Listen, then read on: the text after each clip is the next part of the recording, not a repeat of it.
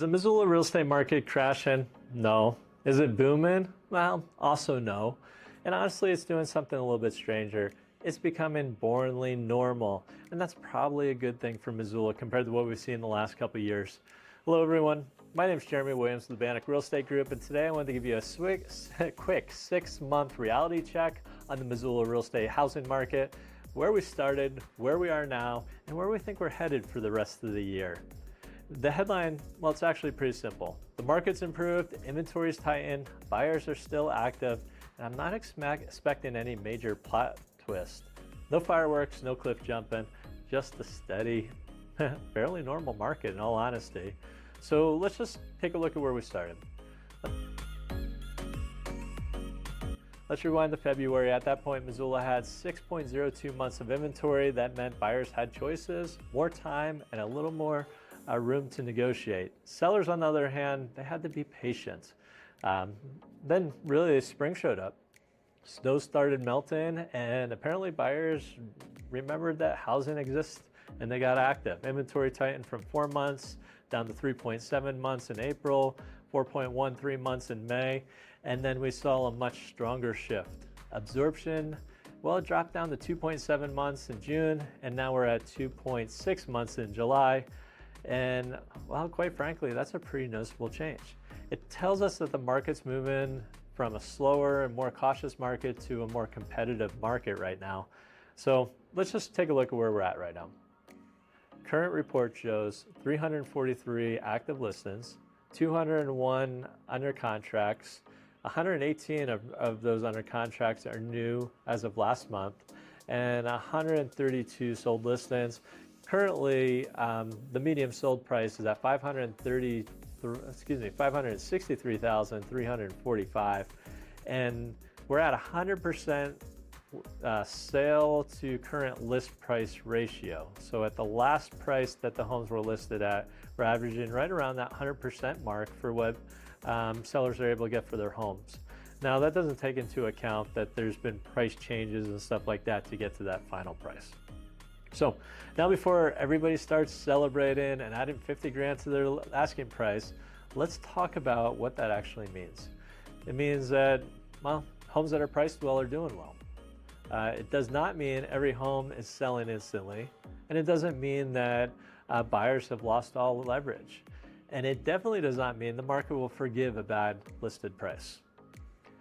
One important timing note: closed sales are something that it's more of a lagging indicator, something that we look backwards at.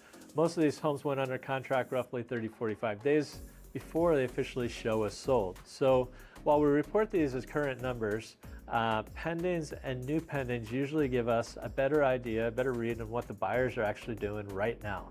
And right now, the market looks active, it's steady, and it's competitive without being overly chaotic.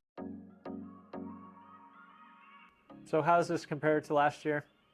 Well, we're close, but we're not quite there yet. Year-to-date sales this year is 595 compared to 615 during the same reported period last year. So we're about 20 sales less than we were last year, and that's about 3.3% lower. It's not a huge difference, and we're not talking about the market falling off a cliff. In fact, we might be able to close that gap if we stay consistent throughout the rest of the year. So the best description of the market is not surging. It's really just holding its own right now.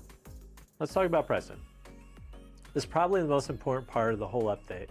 When absorption dropped below 3.6 months of inventory in June, for the months of June and July, the current list of sales price actually went up to 100%. It's a trend that I've seen for the last couple of years. When inventory falls under a certain point, the list of sales price tends to go up, and vice versa. It's one of the tools that I have of how we can predict where we should price our houses, or how we can guide our buyers for how they should be crafting their offers depending on what's actually going on in the market at the time. So that's a strong sign. It's not a magic formula. What I mean by that is sellers can't just say inventory is low, so let's pick a fun number and see what happens. The market still cares about value. it cares about condition, and it cares about location, and it still cares whether the price of the home even makes sense or not. So a well-priced home can get strong attention quickly. An overpriced home can sit there, have us wondering why nobody appreciates us. So what do the buyers need to know if you're looking for a house right now? Well, for buyers, the market is more competitive than it was earlier this year. The best homes are getting quick attention. So when the right property comes on the market, being prepared matters. What does that mean? Well, you want to be financially ready, have your questions answered, no 3-day family meetings before we decide whether we're going to make an offer or not. But buyers shouldn't panic either. There's still opportunities in homes needing updates, and there's homes that have been sitting longer or started at too high of a price. They're slowly working their way down. Because it's important to know not every listing is going to have the same strategy for how to purchase it. So what do sellers need to know? Well, for sellers, it's still a solid market, but only if you respect it. The biggest mistake is looking at tight inventory and assume a buyer will pay anything. And in this market, they won't. Buyers are active, but they're still paying attention.